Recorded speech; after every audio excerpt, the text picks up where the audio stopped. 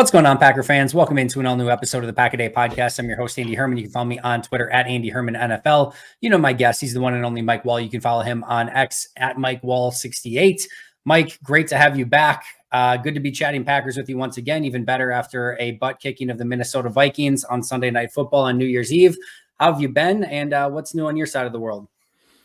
Hey, Andy, life is good. Happy New Year. And just this season finale upcoming is for a lot of teams. There's a lot at stake, and it's going to be, I think, an interesting next couple of weeks and hopefully maybe months to the season here.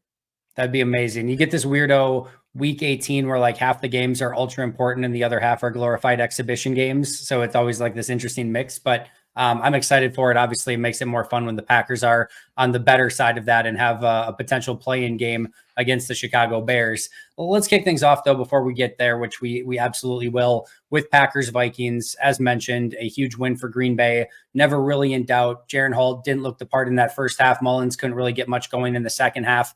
Your key takeaways from Packers-Vikings this past week? Well, I think you always have to be honest with yourself about your opponent when you're playing a four-string quarterback and you're up 23-3 at halftime. The game's over. It wasn't even, if you're watching tape, you kind of start turning the tape off and go to a different game there at that point because there's some things you can always take away. But, the game's essentially over at that point that Nick Mullins isn't going to be able to lead a comeback. But Jordan Love, he got in a rhythm in the second quarter. And he looked as good as he's ever looked in a Packers uniform, I think, for the second half of that second quarter through the entire second half of that football game.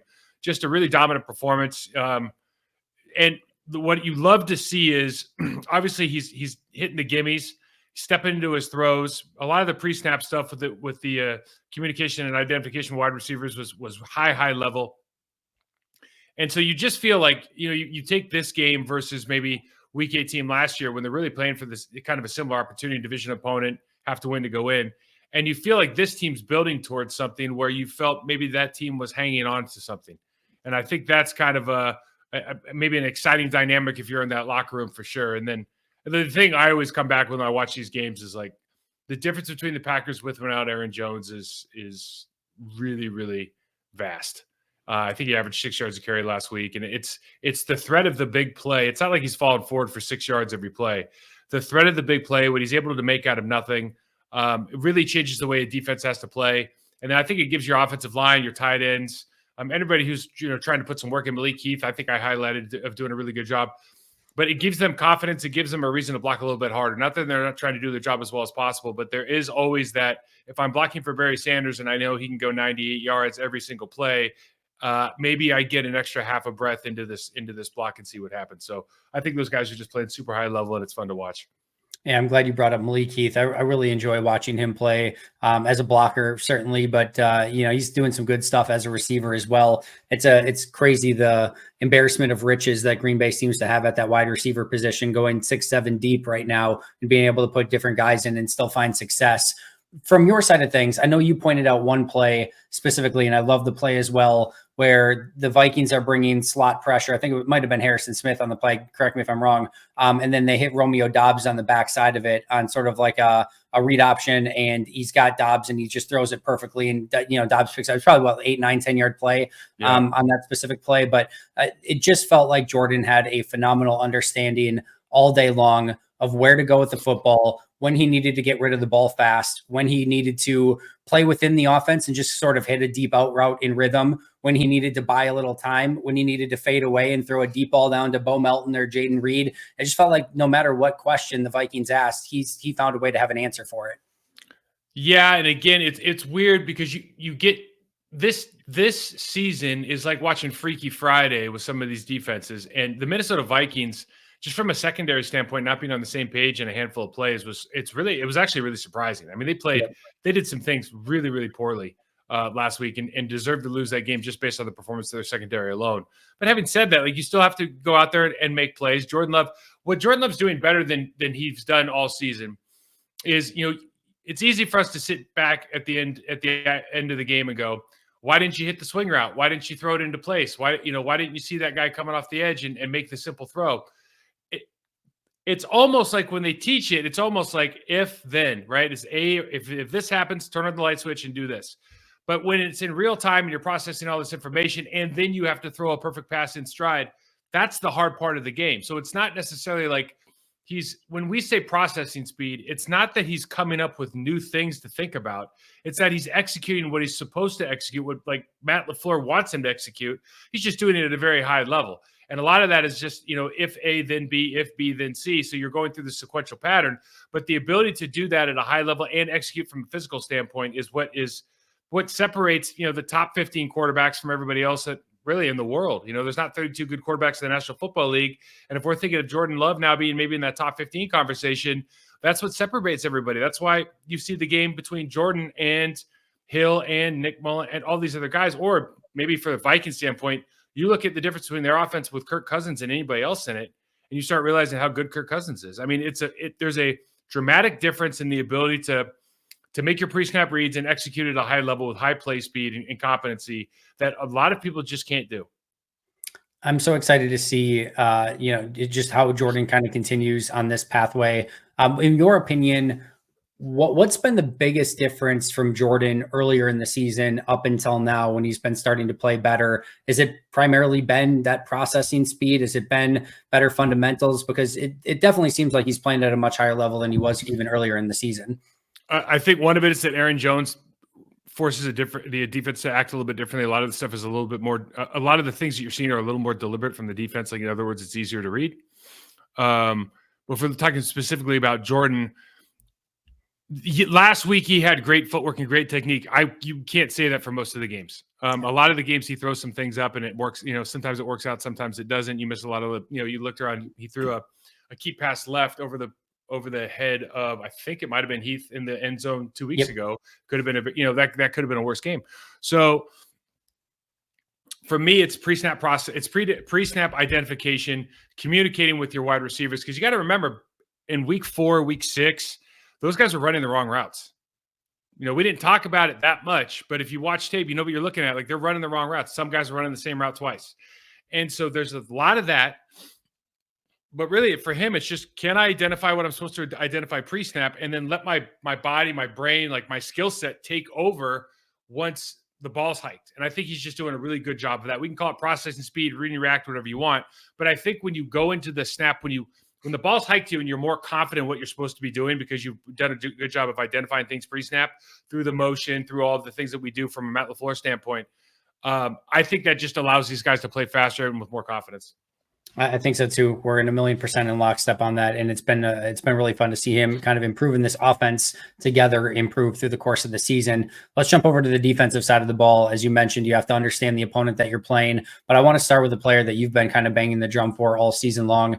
That's been Preston Smith. I thought he was phenomenal in this one again. I think a couple sacks, forced fumble, another pressure. I think he probably may have come up with another one had Rashawn Gary not come in the quarterback's vision and realize he had to get rid of the ball, because I don't think it was early in the game. I don't think Jaron Hall recognized he was coming from behind him. But just a really outstanding performance again from Preston. He's a really good player, and I am the thing that's hard is like the Pro Bowl rosters came out this week, and it's like you look at the Pro Bowl roster, it's like, okay, well, Joey, Bosa's pretty good, and Aiden Hutchinson's amazing. And Micah Parsons at the outside linebacker position is so there's guys at that, like that is a premier position in the sport. And so I think what you have to just appreciate about Preston is he is not one of those guys, but he is in that second tier. And maybe from a professional standpoint, like what he brings to, I don't know firsthand, but what I have to imagine a guy like that brings to the locker room, what he brings to the sidelines from a confidence standpoint, from a leadership standpoint, I would just be really excited because I know he wasn't necessarily that when he came in. I know Zadarius Smith was that guy, but it seems like he's grown into that position where he's the guy on this defense that at least I look to make a play when a play is there to be made. And Rashawn Gary is certainly the superstar of that group. But if you're just talking about the little engine that could, Mr. Consistency, like I'm really a big fan of the way he plays football. I'm right there with you. And it's been for a good chunk of this season now that he's played at this level, and you nailed it right on the head. It's the consistency aspect of it. There's not too many peaks or valleys with Preston. You're getting kind of the same guy every single week, sets the edge well. Again, we're seeing the pressures. We're now seeing some of the impact plays. He deserves a ton of credit for what he's been doing this season. In a season where the defense isn't getting a ton of credit, he definitely deserves his. I want to talk still about that defense. And was there anything that you noticed that they did different this week? I know we saw a couple slot blitzes from Keyshawn Nixon. We saw them let Quay Walker hunt on a couple different plays. He gets a big sack, but anything different, or was this just their opponent wasn't quite as good? Yeah, you can always point to they brought the pressures got home, so that's a big deal. But why do the pressures get home? Because the quarterback's not very good. I mean, that's just how that works. That's not a knock on anybody. It just is what it is. They were a little bit more aggressive early in the game. I think from a run standpoint, at the second level. Look, this defense is built like if your front line plays well, then your second level guys play a little bit better, and your secondary plays better. I mean, that's how this team's built. And so when you see Preston Smith, Kenny, when you see those guys, I mean, Garrett Bradbury and Kenny Clark, they had a battle a couple of times. Kenny Clark wins a lot of those. And that's just, it happens every time they play, it seems like. And when that does happen, and you have a four-string quarterback, good things seem to happen for the Green Bay Packers. For me, I just watched the defensive line. I thought did a good job of holding the line of scrimmage, resetting the line of scrimmage in some instances, and then that carries into what Isaiah McDuffie was doing before he got hurt, what Quay Walker was doing almost the entire game from a playing downhill standpoint, and how that frees up, Jonathan Goddard, Devontae Wyatt, all these guys start playing a little bit better because they have the momentum and feel that, hey, we're actually a lot better than that offensive line. This guy, he's going to hold the ball longer than Kirk Cousins. Like, you can sit and watch the game and just imagine what they're talking about on the sidelines, right? Oh, he's going to hold the ball a little bit more. Like, this guy's not comfortable in the pocket. And so that gives you confidence, and they just keep building on it. So I don't think from a schematics point, they did a lot different. I just think the execution, particularly at the defensive line standpoint, was really high level.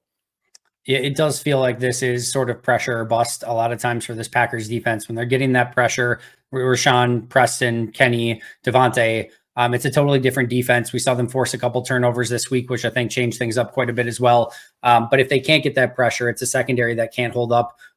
Even against some backup quarterbacks we saw earlier this season, they got pressure this week, like you said, in large part due to the quarterbacks that they were playing, but you see a totally different defense. Yeah. And you watch, I think it was like the second quarter, and then obviously the beginning of the third quarter when Mullins comes in. The second quarter, I believe they drove down to the 10-yard line or something like that and stalled out. But as soon as he had time, it wasn't like guys weren't wide open. I mean, Justin Jefferson was wide open a couple plays, and then Mullins comes in, and all of a sudden they start making the out routes and the 15-yard option routes that we're talking about on TV. Like, those things are there. You have to get home, even if you're going to drop 7. Those things are there. You have to get home, and so as you take that and look forward to this week, that's going to be a big point of emphasis. Is how are we going to get home against Justin Fields? What's that going to look like? Because this guy can do a lot more than Nick Mullins can. Yeah, he certainly can. Speaking of that Packers secondary, I'm intrigued. You've got Jair Alexander coming back this week. You've got Valentine, Nixon. Rudy Ford has not been practicing. He hasn't really been in their starting rotation anyway. You've got Savage, Jonathan Owens, Anthony Johnson Jr. What would your ideal secondary be against this Bears team who likes to run a lot? It's going to be a challenge. They're going to spread the field. They're going to probably run at some of the Packers corners that aren't necessarily as great at tackling. How would you set up the secondary for the Packers this week? I'm going to be very intrigued at how they do this. Yeah, my initial thought was watching them that they should be running a lot of 2 slice and running a lot of cover 2 stuff, where the corners got to play up and play the run game and just be able to sit up there and not have to vacate with the wide receivers. So I would say this: if you believe in the locker room and you believe from a coaching staff perspective that Jair Alexander is honestly coming off this, like, okay, I get the message and I'm going to show you, I would put him in the starting lineup because he's probably your best player. Yep. And I think, and it's not that he can't tackle, and it's just that sometimes he doesn't tackle. So, and I trust him. DJ Moore's a good player. And you're going to see a lot of Khalil Herbert and they're the number 6 rushing offense in the league. They're really, really good. And so you're going to see a lot of that action, but you're also going to have to cover DJ Moore. They're getting him open, and they're running a lot of switch routes and deep crossers with him that are going to be problematic for this team. And so you want your best player on the field. I would keep him in. Jonathan Owens in, Darnell Savage in, whether it's Valentine on the other side, probably going with the hot hand with 35, just because, and then Rudy Ford or Nixon's just going to probably stay at the slot. That's what I would do. I might even, I would go as far to say, Well, one of the things that's going to be really interesting about this game is like, are they going to play base or nickel? Like, how are they going to play defense against this team, and what does that look like? So, I would imagine that if you're not going to play a cover 2 look where you're just having the corner sit on the line of scrimmage, like they're going to have to play single safety with a guy in the box every time, because if you run the option, like as much as the Bears do with Justin Fields, I know we're getting a little ahead of ourselves, but like they're going to absolutely get run over if they don't figure it out from that second level linebacker safety area. Yeah, the whole secondary thing is interesting. I'm with you. That's the group I would go with. I thought a little bit about maybe Valentine on early downs, Valentine on pass, like more obvious passing downs, but I think I'm with you. I think I would just ride the hot hand, stick with Valentine, and then adjust if you need to. Jair, to me, needs to be in there if he's good and ready to go. The answer from Matt LaFleur was a little bit interesting as to whether or not he would get his starting job back, but my guess, if I had to guess, I think he's in there. At least maybe it's like something where he doesn't start the game in the first series and then they just put him in after. I don't know, whatever. But I would expect him to be in there a good chunk of the time, one way or the other, as long as, like you said, he's in the right frame of mind. 2 injuries that I wanted to touch base on that I think could have a big impact in this game. Both of these players did not practice on Thursday. We'll stick with defense first, and we just talked about this player. That's Preston Smith. Preston Smith did not practice on Thursday. He did return in the game. Looked like they wrapped his ankle, and he played later in the game. Hopefully this is something where he participates on Friday and is good to go. I think I want to say he might have only played 1 snap after injuring the ankle, though. We just talked about how big Preston Smith is for this defense. I would assume that this is going to have to be a pretty big dose of LVN and Kingsley Enagbare if he's not able to go. How would that adjust things for the Packers on defense if he was not able to play? Well, I don't think it just I mean, to be fair, one of my biggest gripes with this team is like they put their second unit in way too often. I don't understand why these guys get so many reps. But I guess in situations like now, it's going to pay off. Experience pays off a little bit, but you're going to see a lot in Lucas Van Ness and Enagbare. Listen, Darnell Wright that's going to be a good matchup with him and Preston, or him and Gary, whoever wants to play over on the left at the left defensive end or outside linebacker position. He's a physical dude. On the other side of the ball, I mean, that's a mid-level at best tackle. And I think whether it's Lucas Van Ness or Enagbare, Lucas Van Ness in particular, you think you should be able to get some penetration in the run game on that side of the football. But neither one of those guys I'm looking at and going, okay, you're going to probably account for a couple sacks or get something that maybe Preston would have got, and you're going to be able to make up for that. So the rotation that they've been doing puts them in a good position to get these guys reps without being tired. I think that's positive. But the real question of this game is going to be, can that defensive line figure out the option looks and to get themselves off the field? Because without, one of your better starters, and now you're going into the third or fourth quarter and you've been on the field a long time and they're running up and down the field on you and they get 200 yards rushing again.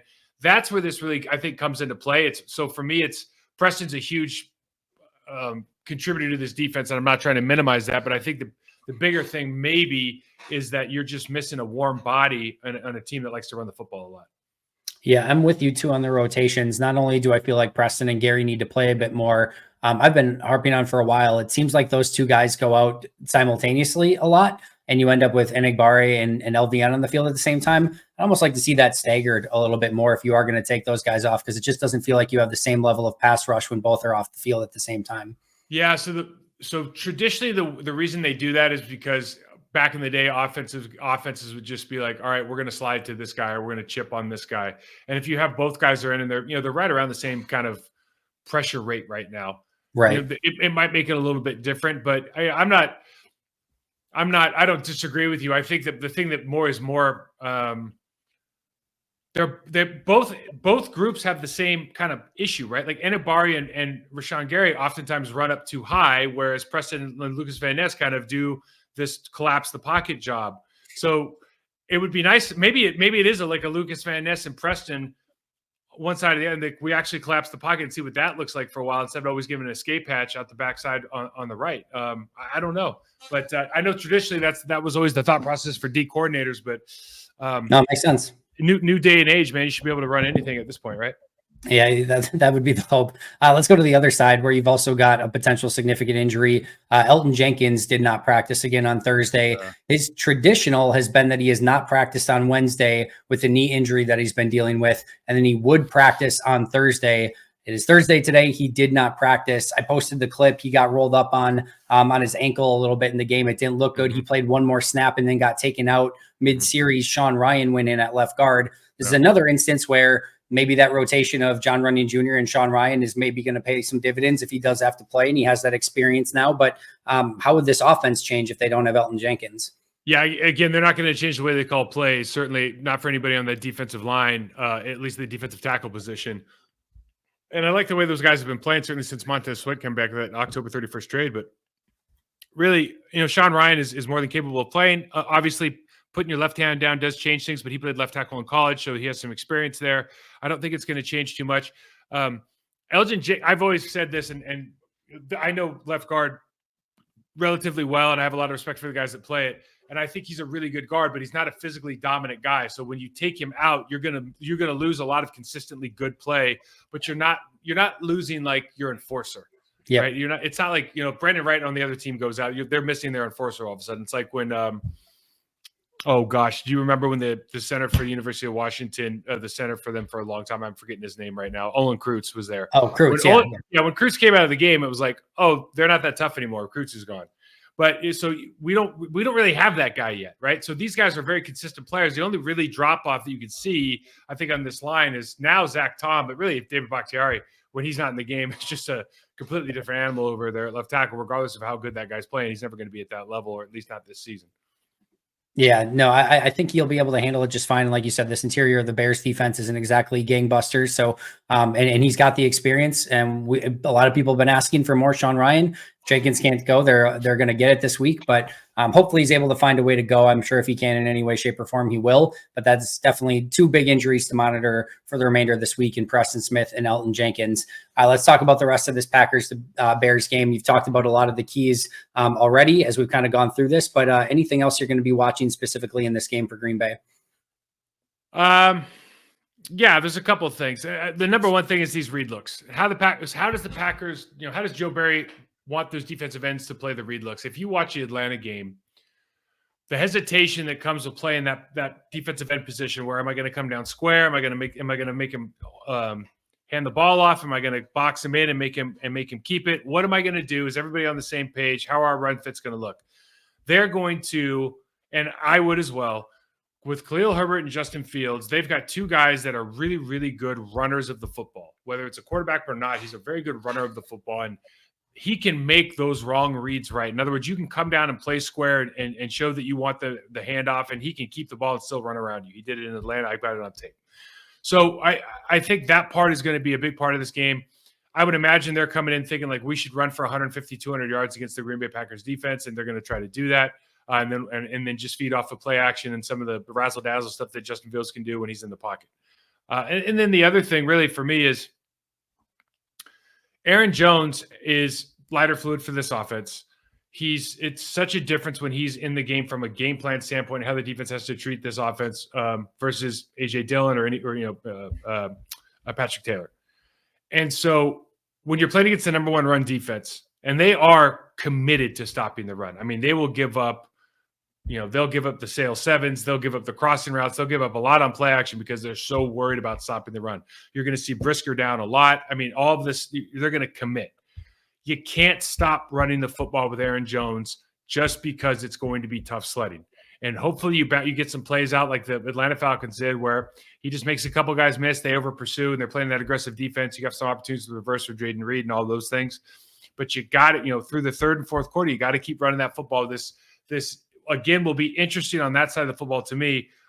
Are we going to force them into a base defense and try to attack a single safety look with the passing game? Or are we going to go into nickel? They're still going to probably bring down a lot of single safety, but in situations, they'll run four, they'll run some trap stuff on the backside. Do we want to go empty and kind of exploit their two-man side? Like you saw the Atlanta Falcons and some other teams doing, and quite frankly, something that the Packers are good at now with all these receivers. So there's a lot to kind of digest, I think, going into this football game. But really, this is a fun Bears team to watch. I mean, they're 7-9. I think they're 5-2, 5-3 since they brought him over Montez Sweat. There's a real belief that they can play at high level, and their defense in particular, like they play hard football. Their corners like to tackle. Those young secondary guys aren't afraid to make mistakes, and that's a big deal in the National Football League. two totally different teams from their week one matchup. And on the Bears side, a team that was just an absolute mess early in the season.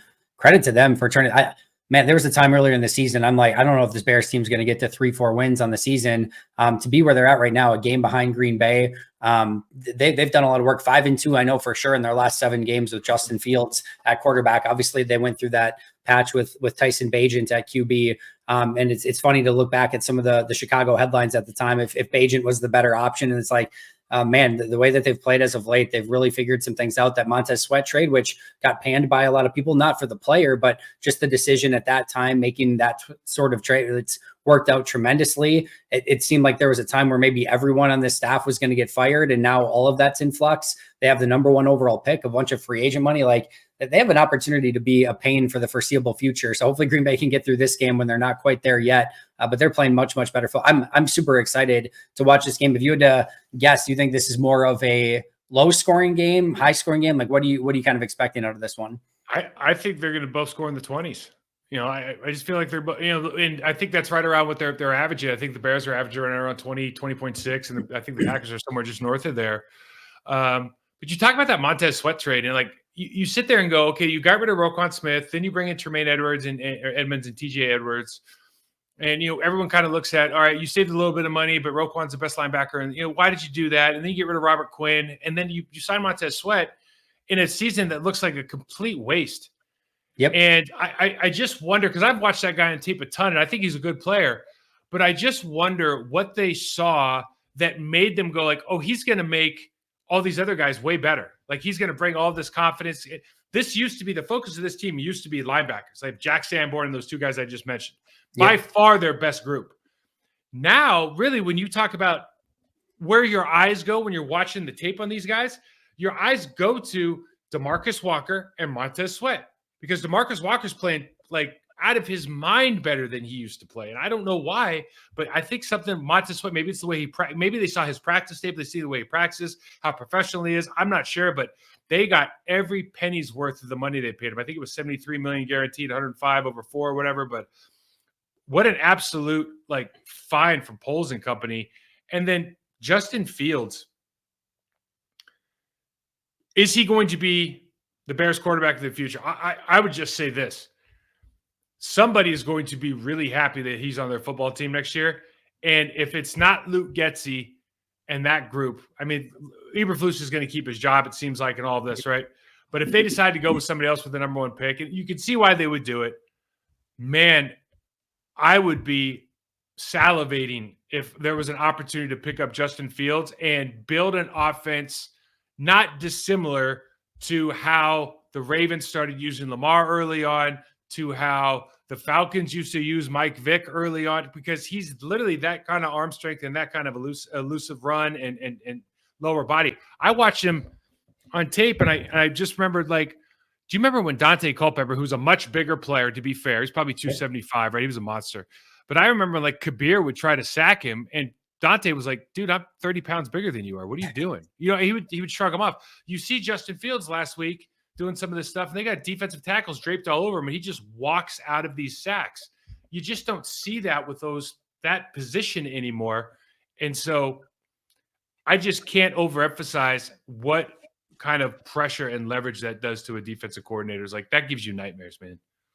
I'm so intrigued to see what this Bears team does in the offseason, because they're going to have a lot of options. Obviously, they could stick with Justin Fields, trade that number 1 pick away, probably get another slew of first-round picks, because somebody's going to want either Drake May or Caleb Williams, and really start building that team up in a significant way. Or you can sort of reset the quarterback clock, get a potential high-end quarterback on a low rookie deal and see what he can do, and then potentially trade away Justin Fields, get draft capital from that, still have their first-round pick that they already have second-round picks from Carolina. Either way, there's not a ton of bad options for Chicago, other than if they do trade away Justin, draft a QB, and that next QB is just a bust. That's the biggest risk. But they've got a lot of interesting options, that's for sure. Can you imagine so let's say that they keep him and they got to pay him, so that's the problem, right? That's the big thing with teams now is after this 5th-year option deal, the money's way too high.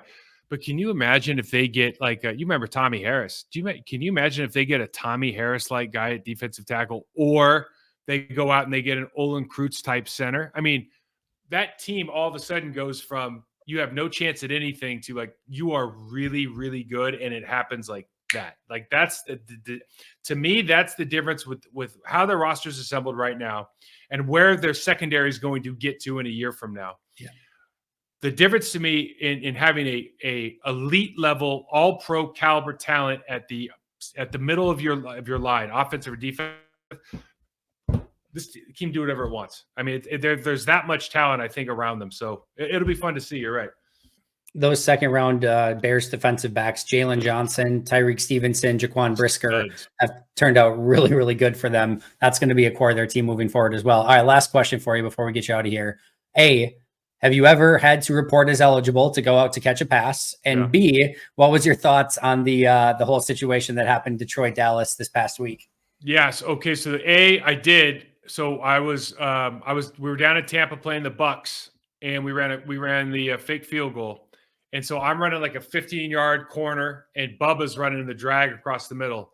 And that son of a bitch, I got the ball thrown to me, and Bubba ran my route and jumped up in the air and took it and ran into the end zone. So that was my one glory moment. If you ever watch the tape, I literally stop. Like Bubba just jumps up in front of me and steals the ball. He's not even running his damn route. And he steals the ball and runs in the end zone, and I just stop and look like, what the hell just happened? Right? So that was, one shot at glory. This last weekend is deplorable. And then here's what I love about the NFL. Here's what I hate about the NFL, and I also love about the NFL. The NFL made a very easy to see mistake. Like it's so clear as to what happened. And as everybody knows now, the referees go to the head coach's like dressing room before the game, and the head coach will be like, here's what I want you to look at. And here's a very specific play that we might run, and here's how it's going to look. And by the way, I'm going to send, 2 guys out there. It's not just going to be 68. It's going to be skipper as well. And they go, oh yeah, sure. And then they do it. It's on tape that they do it. Everything's to a T. They screw it up. And then the NFL comes back and sends out a video and says, oh, this is how it should have. It's like I love it. Makes me so cynical about the NFL because like I could just see Roger Goodell just sitting on his throne, like people sitting in bonbons, and somebody just goes, oh, we screwed this up again. And he goes, let them eat cake. You know what I mean? It's just like they don't care at all. They're just tell them anything, throw it back in their face, and it's kind of disgusting. Like the Detroit Lions should have won that football game, or at least been in the position to win with 30 seconds left. And they should have, home field advantage in the first round. And it should be the second. It's just it's very, very frustrating because you know how much effort goes into designing that play. So I will say this, the Bears overthought it. If they just would have walked over and had Decker go like you mean that, the line? Sorry, yeah, the Lions. Excuse me. The Lions overthought it. If Decker just walks over and does this, ain't no way the Dallas Cowboys are like, wait a second, why is he doing that? Like, there's no way they're thinking about that. They just it wouldn't even come up, right? And then they stack over 70s over there. They've already run that play with an overload line. Like it would have made zero difference. The only thing that they screwed up is if you start talking about it, is if the receiver's on the line and he's covered up there, only one of those guys can be eligible now. So you had a problem one way or the other. Yeah, the whole NFL not ever taking accountability thing is always frustrating, like especially in these situations where it's blatantly obvious. Just say it. It's not that big of a deal. Everyone's going to forget about it then. Right. I had a IT department at one of the jobs that I was at where anything that broke, it wasn't IT's job to fix it. They were just going to be like, it was the exact same thing. They were going to tell you how to do it different. And it was just like, no, your job is to fix this and to make sure it doesn't happen again. Like, no, you just have to do it different from now on. Every single time. It was the most frustrating thing in the world. There was no accountability whatsoever. And it just gave me like flashbacks to that of like, we would go to them with an issue and they'd just be like, oh, just do it different from now on. It's like, we don't want to do it different. We want to go the way it used to be, but you screwed something up and now you need to fix it. And I just, do it different. And just a whole rehash of that. I just sent my kids this, I don't know why I sent it to them, but I sent my kids this list of like champions mentality versus victim mentality, and it like in some ways it describes the situation to a T. And there's, never owns up, blames other people, want feedback. You just going, oh, who does that sound like? But They're doing well, man. Listen, I was going to say it worked out well for them. Yeah, They're not losing figuring it out. sleep or any money. What's that? I said they keep figuring out. It's like not to go on a complete media rant or anything, but you think about. I just am of this belief that the NFL is such a successful business, and it's such a fun sport to watch, and it doesn't have to be for everybody, and it's kind of like things are kind of cool when you have not an exclusive group. Anybody can show up, but you don't pander so that everybody, like, you don't have to be the Gap of sports, right? You don't have to be the Gap. It's okay. You can be like a brand that only some people. It's okay. You know, all of the stuff they're trying to take away and expand the season, and we're going to go play a game in Brazil now. I think it's all great, but you don't have to change everything just to try to play a game for everybody. And it doesn't stop me from watching the sport, certainly, but it does take a little bit of the shine off. It does. They know that their hardcore audience is going to tune in no matter what they do, like no matter what. You and I are tuning in every Sunday to as many games as possible. That's not going to change. So they're going to keep going out and fishing for more and more people that have not been into the NFL to see how they can get those people in. It's going to probably pander a little bit more to the lowest common denominator because they have us hook, line, and sinker. They're not even thinking about us anymore because they know we're going to tune in no matter what. Do you think Al Michaels is not running the playoffs because he wouldn't talk about Taylor Swift? I do. Probably. Like it could be that. It could be just like he's seemed checked out for the last couple of years in general. But how do you blame him? Look at how bad they played him. The worst job in the world. I mean, how do you try to make a Thursday night game exciting? It was so bad. Yeah, that is very true. He's like to me, he's the voice of the NFL. I mean, from my generation, I love listening to him, and I go, you're going to keep him out, and it's because he wouldn't talk about Taylor Swift. I don't know if that's true or not, but it's like things add up, and you just go, I don't get it. Very interesting, Mike. Tremendous stuff as always. Tell everyone about the podcast and where we can find all your awesome work. Yeah, I just released our On My Block preview of the Packers-Bears game. It's on our YouTube channel, Process to Perform. So check that out if you want the audio version anywhere on the Believe Network, anywhere you get your podcast. You can find me on, you said X. I'm having a hard time with that, but you can find me at Mike Wahle 68 on X or Process to Perform on Instagram. Andy, thanks for having me, man. Yeah, make sure to go follow him on X as well as check out all of his awesome YouTube work. It is tremendous every single time. You're not going to want to miss it. You can find me at Andy Herman NFL. You can find the podcast at Pack-A-Day Podcast. For Mike and I, until next time, and as always, go Pack Go.